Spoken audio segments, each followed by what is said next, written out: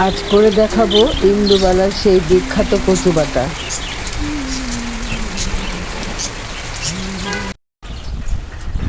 ঝুম বৃষ্টি পড়ছে, আমার বাগানের বৃষ্টি স্নান দেখতে খুব ভালো লাগে।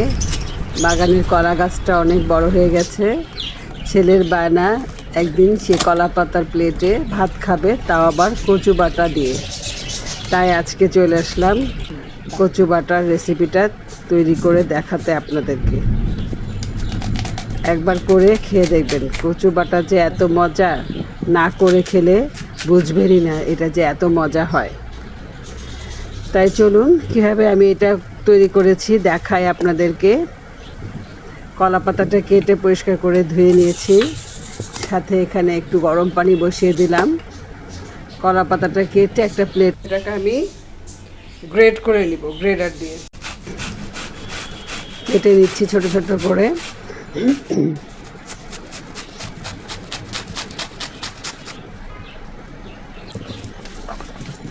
এগুলো গ্রেড করা হয়ে গেছে, গ্রেড করে নিলে বাটতে সুবিধা হয়।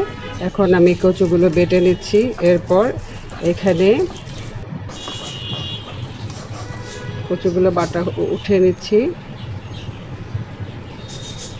এরপর সরিষা, পোস্ত আর কাঁচামরিচ একসাথে বেটে নিব।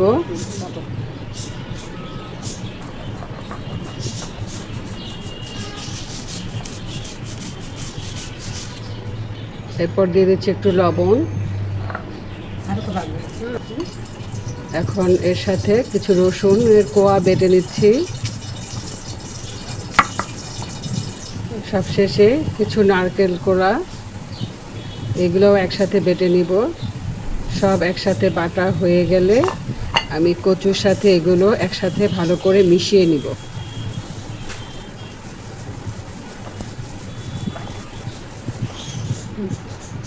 এগুলো বাটা হয়ে গেছে। এখন এই নারকেল কোড়া, সরিষা বাটা এগুলোকে একসাথে কচুর সাথে ভালো করে মিশিয়ে, তারপর কিছু সরিষার তেল দিয়ে মেখে পরিবেশন করব।